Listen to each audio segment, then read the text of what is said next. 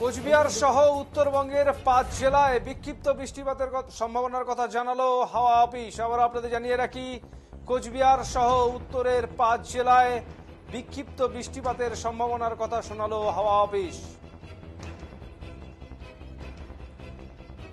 তবে উত্তরবঙ্গেও বৃষ্টি কিছুটা কমবে আগামীকাল থেকে। আজ দার্জিলিং, কালিম্পং, আলিপুরদুয়ার, জলপাইগুড়ি, কোচবিহার, উত্তর দিনাজপুর, দক্ষিণ দিনাজপুর এবং মালদা সহ সব জেলাতেই বজ্রবিদ্যুৎ সহ বৃষ্টির সম্ভাবনা।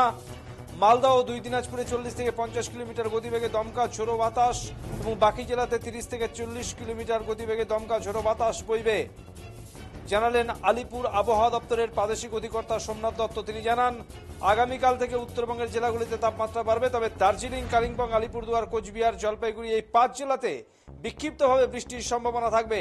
তবে ভারী বৃষ্টির সম্ভাবনা আগামী কয়েকদিনের এই উত্তরবঙ্গের জেলাগুলিতেও। মৌসুমী অক্ষরেখা ক্রমশ দুর্বল হয়েছে। পরপর পশ্চিমী ঝঞ্ঝায় গরম হওয়ার প্রভাব বাড়ছে উত্তর ও পশ্চিমের রাজ্যগুলিতে। তবে পূবের বেশ কিছু রাজ্যে মৌসুমী অক্ষরেখা দুর্বল হচ্ছে। অর্থাৎ উত্তরবঙ্গে বৃষ্টি পিছু ছাড়ছে না, এটা কিন্তু জানাই যেতে পারে। ভারী বৃষ্টি না হলেও কিন্তু বিক্ষিপ্ত বৃষ্টিপাত থাকছে উত্তরবঙ্গের অধিকাংশ জেলাতে, এটাই জানান দিচ্ছে হাওয়া অফিস। আগামী কয়েকদিন আবহাওয়া প্রথম কথা তো মনসুন নেই, বুঝতেই পারছেন। মনসুন এখনো পর্যন্ত মনসুন এখনো পর্যন্ত আমাদের দক্ষিণবঙ্গে ঢোকেনি এবং কথা হচ্ছে যে ঢুকতে দেরি হবে। তো আজকে আমাদের ডিপার্টমেন্ট থেকে আপনার এক্সটেন্ডেড রেঞ্জ প্রেডিকশন বেরিয়েছে, বুঝতে পেরেছেন তো।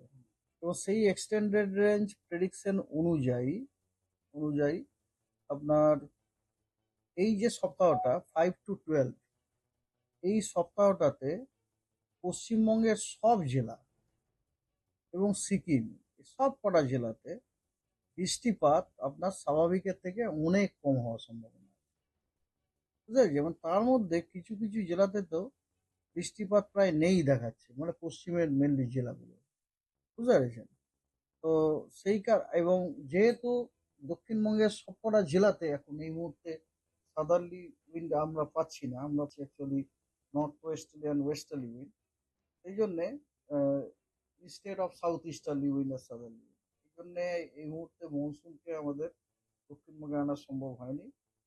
তো যখনই ফেভারেবল সিচুয়েশন হবে আপনাদের আমরা জানাবো। তখন আপনি 12 তারিখ অব্দি বলছেন, মানে যে নির্ধারিত সময় সেই সময়ের মধ্যে ঢোকার চান্স কম না,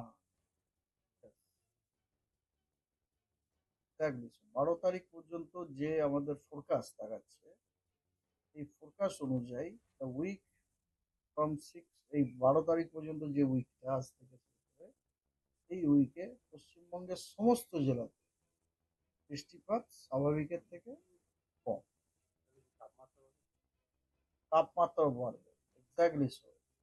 আর তাপমাত্রা আপনার উত্তর এবং দক্ষিণ দুই বঙ্গেরই তাপমাত্রা বোধহয় ম্যাক্সিমাম টেম্পারেচারটা মেনলি বলছি 2 থেকে 4 ডিগ্রি সেন্টিগ্রেড বাড়ার সম্ভাবনা।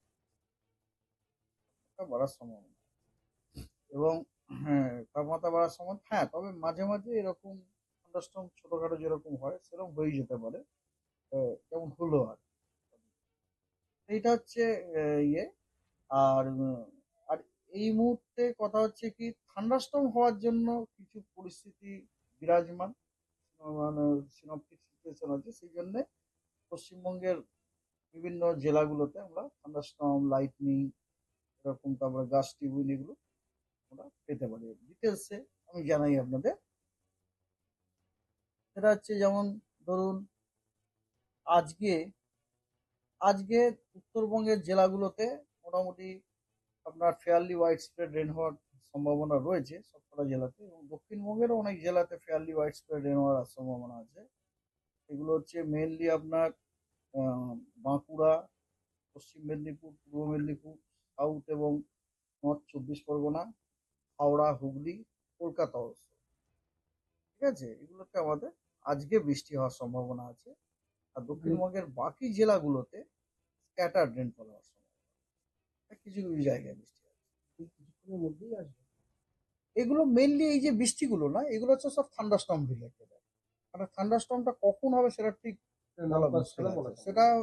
বলা সম্ভব নয়। সেটা আজকে সকাল 8:30 থেকে কালকে 8:30টার মধ্যে কখনো, এমনকি রাত্রেও হতে পারে।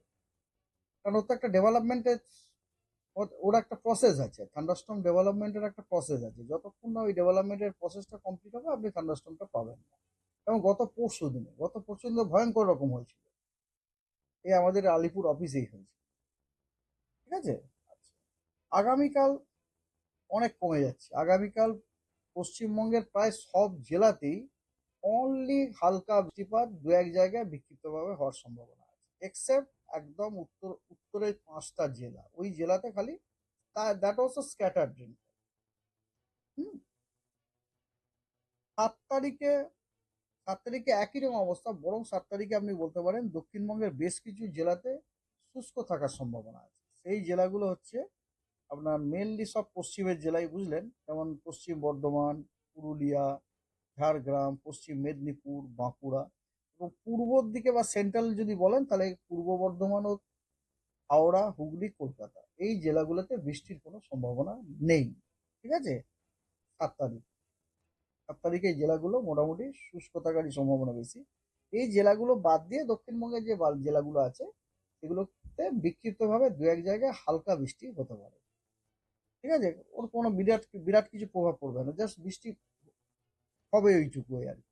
আর এমনকি উত্তরবঙ্গেরও যে জেলাগুলো আছে সেখানেও বৃষ্টির সম্ভাবনা খুব একটা বিশেষ নেই। একদম উত্তরে যে 5টা জেলা আছে সেখানে স্ক্যাটার্ড রেনফল, কিছু কিছু জায়গায় বৃষ্টি পাওয়া যেতে পারে, এবং বাকি জেলাগুলোতে আইসোলেটেড রেনফল হওয়ার সম্ভাবনা। 8 তারিখে উত্তর এবং দক্ষিণবঙ্গের অনেক জেলাতেই আপনার শুষ্ক থাকার সম্ভাবনা রয়েছে। দক্ষিণবঙ্গে কেবলমাত্র বাঁকুড়া, ঝাড়গ্রাম, পশ্চিম পূর্ব মেদিনীপুর, উত্তর এবং দক্ষিণ 24 পরগনা, এই কটি জেলাতেই বিক্ষিপ্তভাবে দু এক জায়গায় হালকা বৃষ্টি হতে পারে। বাকি সব জেলাগুলি শুষ্ক দক্ষিণবঙ্গে। এবং উত্তরবঙ্গেরও দিনাজপুর এবং মালদা শুষ্ক থাকার সম্ভাবনাই বেশি। আর কেবলমাত্র একদম উত্তরের 5টা জেলায় স্ক্যাটার্ড রেনফল হওয়ার সম্ভাবনা আছে। 9 তারিখে 9 তারিখেও আপনার দক্ষিণবঙ্গের অনেক জেলা শুষ্ক থাকার সম্ভাবনা আছে। সেগুলো হচ্ছে বর্ধমান, হুগলি, হাওড়া, কলকাতা, পুরুলিয়া, বাঁকুড়া এবং ঝাড়গ্রাম, এই জেলাগুলো প্রধানত শুষ্ক থাকবে। উত্তরবঙ্গেরও উত্তর, দক্ষিণ দিনাজপুর এবং মালদা শুষ্ক থাকার সম্ভাবনা আছে। দক্ষিণবঙ্গের বাকি জেলাগুলোতে হালকা মাঝারি বৃষ্টি বিক্ষিপ্তভাবে দু এক জায়গায় হতে পারে।